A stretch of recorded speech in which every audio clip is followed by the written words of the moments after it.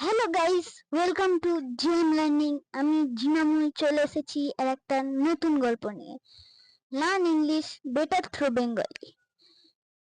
তোমরা এখানে ইংরেজি শিখতে পারবে বাংলা দিয়ে। আজকের গল্প হচ্ছে দি ডগ অ্যান্ড দি উলফ। একটা কুকুর আর একটা নেকড়ে। এটা একটা মজার গল্প। আশা করি তোমরা এই গল্পটা কখনো শোনোনি। তাহলে চলো শুরু করা যাক। One day, a wolf left the forest and reached a village searching food. One day, একদিন, a wolf, একটা নেকড়ে, left the forest, জঙ্গল পরিত্যাগ করলো, and reached a village, একটা গ্রামে পৌঁছালো, সার্চিং ফুড, খাবারের সন্ধানে। একদিন একটা নেকড়ে জঙ্গল পরিত্যাগ করে একটা গ্রামে পৌঁছালো খাবারের সন্ধানে। Suddenly he mate a dog, হঠাৎ করে একটা কুকুরের সাথে তার দেখা হয়। দি ডগ ওয়াজ প্লাম্প, ওই কুকুরটা ছিল খুব মোটাসোটা, অ্যান্ড হেলদি, আর স্বাস্থ্যবান ছিল। ওই কুকুরটা খুব মোটাসোটা আর স্বাস্থ্যবান ছিল। বাট দ্য উলফ, কিন্তু ওই নেকড়েটা ওয়াজ স্কিনি, ছিল খুব রোগা, এন্ড ডার্টি, আর নোংরা।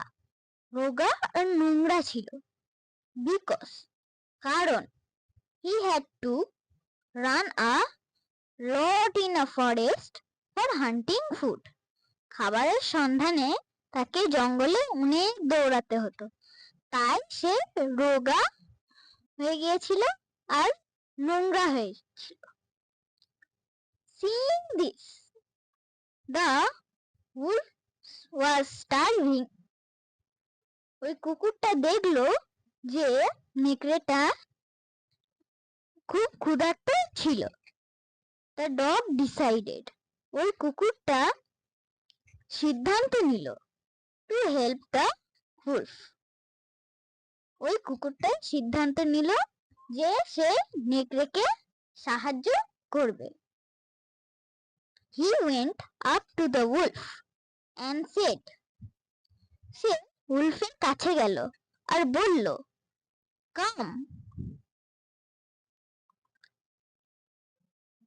come with me to my master. আমার সাথে আসো আমার প্রভুর কাছে। He is a good man. সে একটা ভালো মানুষ। He will take good care of you.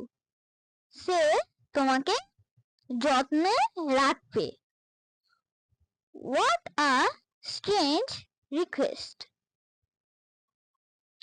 কেমন একটা অদ্ভুত অনুরোধ। The wolf thought. ওই নেকড়েটা ভাবলো। However, যাই হোক, he decided to go with the dog. সে সিদ্ধান্ত নিল ওই কুকুরের সাথে যাওয়ার জন্য। Just then, তখনই, he noticed, সে লক্ষ্য করলো। Noticed অর্থাৎ লক্ষ্য করা। Some hair, কিছু লোম, around his neck had fallen. কিছু লোম তার গলার কাছে পড়ে গেছে। It is the mark of my collar. এটা আমার কলারের দাগ। কলার মানে হলো রাত্রির বেলা পোষা কুকুরদের ওই যে দড়ি দিয়ে বেঁধে রাখা হয় যাতে তারা পালিয়ে না যেতে পারে, সেটাকে কলার বলা হয়। দেখো ছবিতে দেখানো আছে, এটাকে কলার বলা হয়। দড়ি দিয়ে পোষা কুকুরটাকে বাঁধা আছে, এটাকে কলার বলা হয়। It is used to keep me chained at night. এটা ইউজ করা হয় to keep me send. Send মানে হচ্ছে বেঁধে রাখা। এট নাইট, রাত্রিরে আমাকে বেঁধে রাখতে এটা ইউজ করা হয়, যাতে পালিয়ে না যেতে পারে। The wolf was shocked. ওই নেকড়েটা অবাক হয়ে গেল।